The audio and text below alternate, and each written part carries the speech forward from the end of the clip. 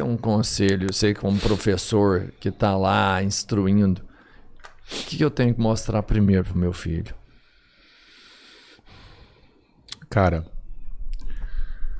se eu tivesse um filho, eu daria a ele, acima de qualquer outra coisa, uma formação cética. Um amante da dúvida. Mas não um amante da dúvida como aquele arrogante que fica, prova aí, faz aí, não sei, não. Alguém que busca entender a razão de ser das coisas, na sua mais profunda natureza. Se ele for um amante da dúvida e entender que, se alguma falsa resposta aparecer na frente dele, ele puder identificar aquilo como uma falsa resposta ao problema que ele tem, ainda que ele não consiga chegar a uma resposta melhor, eu teria feito meu trabalho como pai. E isso você pode fazer de diversas maneiras. Boa literatura, boa música, boa conversa. Tem uma passagem do Carl Sagan que eu gosto sempre de citar, que está na abertura do livro que eu falei dele, O Mundo Assombrado pelos Demônios. A Ciência Vista como uma Vela na Escuridão. Leiam esse livro. Delicioso. Ele fala que a primeira lição de ceticismo ele teve com a mãe. A mãe dele que não tinha nada de cientista. Eles moravam em Nova York e eles estavam olhando a ilha a uma certa distância e tava as luzes à noite, as luzes acesas, e a mãe dele falou assim: certamente há pessoas vivendo ali. E ele falou alguma coisa do tipo: eu posso vê-las dançando. Ele falou um negócio assim, e a mãe dele virou para ele e falou assim: não, você não pode. Não é possível vê-las daqui. E ele já... Por que um pai diria: olha que bonito. Ele disse: não, você não tá vendo. Isso não é verdade. Há pessoas lá porque há luz.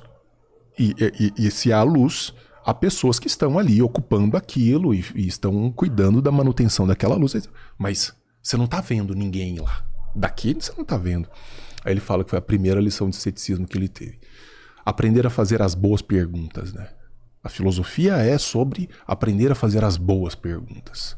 E não aceitar qualquer resposta, porque uma maioria das pessoas acha que aquilo é resposta. A maioria das pessoas é estúpida. A maioria das pessoas não passa de peso sobre a Terra, do ponto de vista do conhecimento. A maioria das pessoas vive uma vida babuínica. Acordar, pagar um boleto, ir ao supermercado, comer, defecar, dormir. Mas não param para refletir sobre a própria vida, sobre as coisas da vida. Não fazem isso. Então, sabendo que eu causaria sofrimento nele, por viver num mundo assim, sendo diferente, eu treinaria dessa maneira.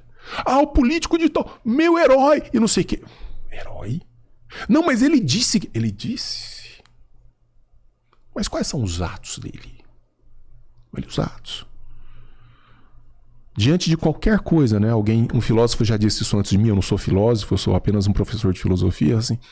Diante de qualquer consideração sobre a sua vida, antes de tudo, pergunte-se quais são os fatos.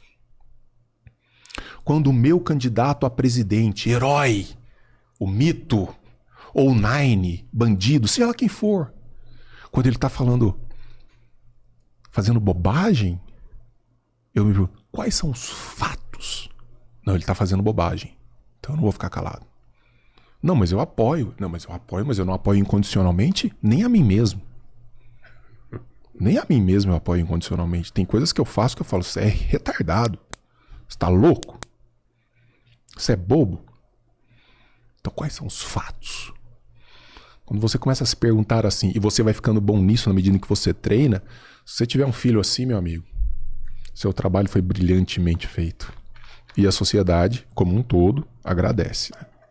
Apesar de que os filósofos, no curso da história, muitos deles morreram queimados, eu ia te falar isso, presos, isolados. Não é de hoje, o cara é pensante. Ele é escalpelado, velho. Tira até o cabelo dele. Sabe? Tirar a conta financeira, tudo hoje mas não é de hoje. Se você for olhar a biografia dos pensadores, dos grandes cientistas, dos grandes filósofos, não é muito animador. Porque o cara que pensa e que se faz relevante, ele fatalmente é disruptivo. Ele é um cara que pega uma estrutura e fala assim, ele força aquilo. As pessoas não gostam disso. As pessoas não gostam de pensar a respeito das coisas. Elas gostam de verdades confortáveis que foram introjetadas nelas. Então, quando alguém chega e fala assim, o Estado não tem que meter a mão nisso, e ele passou a vida inteira dizendo que o Estado deveria ser responsável por aquilo, ele fala, eu não quero alguém falando essas coisas perto de mim. Porque isso me traz um profundo desconforto. Um desconforto às minhas verdades. Ou quando você tem uma determinada cultura que diz assim, reproduza, reproduza. E alguém que pensa diz assim, não, eu penso de forma diferente. Eu não quero reproduzir. Cara do céu, você viu lá naquele vídeo que eu publiquei, assim, a galera, e geralmente a galera do amor, de Cristo, dos santos, a galera da tolerância, da aceitação. Na hora que vê um negócio diferente, pau, pau, pau. Aí eu publico lá nos stories, um mundo de ateus e agnósticos seria um mundo muito mais pacífico. Muito mais. Muito mais tolerante. Pancada. Eu tomo pancada, mas é verdade. É verdade. Existem mas é pesquisas. A sua verdade? Não é a minha verdade. Isso é estatístico. Você tem pesquisas, inclusive, maravilhosamente feitas no Brasil, falando sobre tolerância, sobre sexualidade, valores, etc, etc. Onde é que você encontra as maiores margens de tolerância com os posicionamentos dos outros sobre valores humanos? Entre ateus e agnósticos, por um motivo óbvio. Eu quero lá saber o que você está fazendo do seu ânus. O que você está fazendo se você está namorando um homem, uma mulher, se você é trans, se você é preto, se você é branco, se você é nordestino, se você é... Quando você adere a uma certa doutrina religiosa, ora, imediatamente está subentendido. Os outros, e aí você vê que muita gente faz mau uso disso, você tem que criar um ódio muitas vezes em relação a algumas outras manifestações religiosas. Você vê esse ódio sendo retroalimentado, a intolerância. Você pega lá nos comentários mais odiosos em relação à minha posição sobre filhos, você abre a bio do cara, tá lá. Um salmo. Família, paz, amor, esperança, solidariedade. Caralho, velho. Então, peraí. Que amor é esse? Que acolhimento é esse? Que dê a outra face é esse? Não é? E não, porque você faz encruzilhada, não sei o que. Nossa, esse povo, não sei o que. É ódio. É ódio. Ateu e agnóstico? Não tem lá a música do John Lennon, né? O Imagine. Sim. Imagine um mundo sem essas ideologias, sem as religiões. Tá lá os caras se matando, se estripando na faca. Em nome de Deus, em nome de Jesus. Os maiores derramamentos de sangue na história, eles têm duas causas fundamentais. Religiosas e ideológicas. Por que você acha que eu entraria numa batalha sobre a sua sexualidade ou sobre o local onde você... o seu modo de pensar? Eu diria que você pensa assim, beleza, cara, vamos conversar a respeito. Você não acha que a humanidade sem Deus ela não seria pior, cara? Eu fico pensando nisso aí, velho. Se pior do que fosse... Eu acho, cara. Eu acho. É? Eu sei que é difícil você pensar que você precisa de ter Deus pra justificar não, difícil o que... não. Isso é horrível. Se eu tiver que ter a presença temerária de um ser, de um fantasma no céu, para que eu seja ético e moral, isso é medo de punição, não é decisão moral. Isso não é decisão ética. Isso é medo. É medo.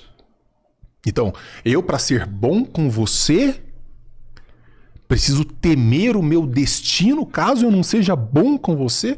Não basta o fato de nós estarmos aqui juntos num determinado momento da história, compartilhando o mesmo espaço. Por uma decisão racional de entender que se nós estamos bem, é bom para todo mundo. Se nós estamos melhores, é bom para todo mundo. Eu concordo com você, mas não existe esse pensamento assim... coletivo na galera, sabe? Mas o que eu acho... O cara vai ser pior, entendeu? Claro que tem. Se amanhã a gente chega e fala assim, velho, não existe Deus. ferrou, cara. Ferrou. Você teria como alternativa... acaba. Você teria... Não é verdade, né? Primeiro porque religião é uma manifestação de natureza cultural. Vamos falar seriamente aqui entre nós?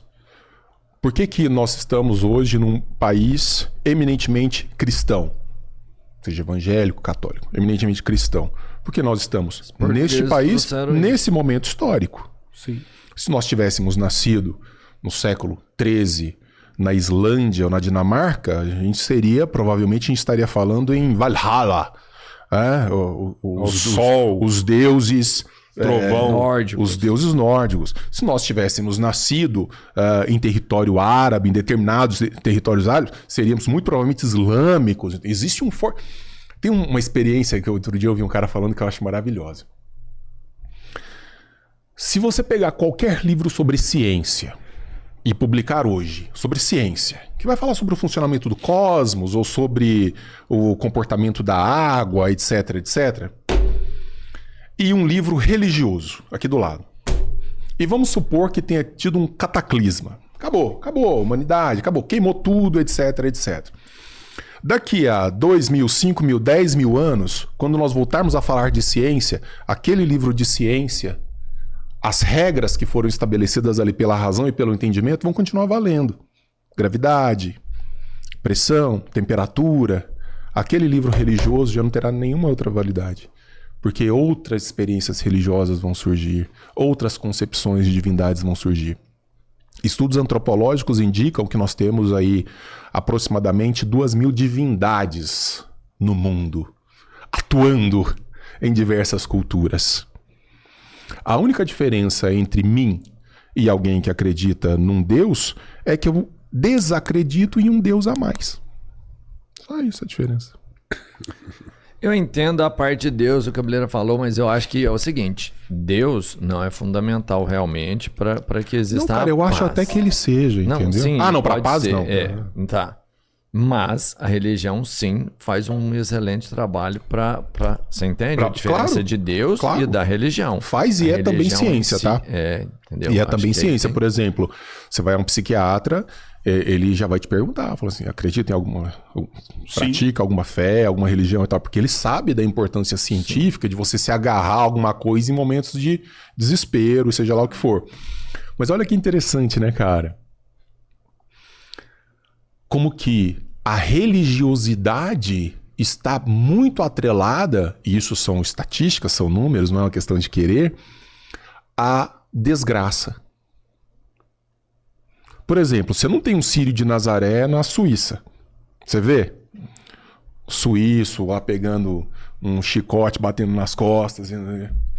Porque ele tem uma vida de satisfação sob diversos aspectos. A vida na miséria, a vida na desgraça, evoca fortemente a experiência religiosa. Portanto, eu não estou dizendo que não faça grande importância. Faz grande importância. Você acorda de manhã, olha para os seus filhos passando fome. Você vai se pegar a quê, meu irmão? Você vai falar, existe um Deus maior que proverá, após todo esse sofrimento, a salvação eterna. Veja que ele está falando de uma salvação eterna. Se você me dissesse, você vai sofrer 80, 90 anos em troca da salvação eterna, eu quero começar a sofrer agora. Porque, velho, salvação eterna é tempo pra caralho a eternidade. Mas olha como que, então, isso acalenta. Isso acalenta. Só que... dá sentido, né? Dá sentido. Mas isso não é racional. Isso não é... Quando eu vejo alguém de fé tentando racionalizar argumentos de fé, eu falo, cara, para, velho. Para! Não seja bobo. Você não precisa racionalizar argumentos de fé. Porque aí, o que você está fazendo? Você está fazendo da sua fé algo irrelevante. Quando você quer matematizar Deus, entender Deus numa perspectiva científica, cara, fica no mistério. Fica na fé. Um homem nasceu de uma virgem para nos salvar. É sério. Ou numa perspectiva racional, isso é patético. Mas isso é o mistério da fé. Fica no mistério da fé. Fica ali. Esse é o ambiente da fé. É o ambiente do mistério. E tá tudo certo. Agora, quando você tenta me explicar que é possível uma virgem ter tido um filho, não sei o quê, eu vou falar, velho. Desculpa, cara. Para, cara. Para. É tão melhor pra todo mundo. Admita que você tá num universo de concessão. De magia, de irracionalidade. E tá tudo certo, tá tudo bem. Não tem problema nenhum. Desde que você não queira enfiar o cajado da sua fé em mim. Você vai com Deus. Vai com o seu Deus. Tanto que os meus amigos quando dizem, não, vai com Deus. Eu falo, amém, irmão. Amém. Porque eu entendo que ele quer o meu bem. Meu pai é ateusaço. Meu pai até hoje vai desligar o telefone. Você também, Bárbara? Agnóstico? A Bárbara é agnóstico. O pai dela foi um engenheiro conhecido aqui em Araguari. Sim. O Baldo, ele era ateuzão, né? Meu pai, ele vai desligar o telefone. Então tá, filho, fica com Deus aí. O ateu. Questão cultural. Assim, eu te quero bem. Fica bem aí. Se fosse alguém ouvindo de fora, fala assim, seus hipócritas. Olha como é. Tem um elemento cultural. Não, mas é o a gente se quer bem. Não, exato. É tipo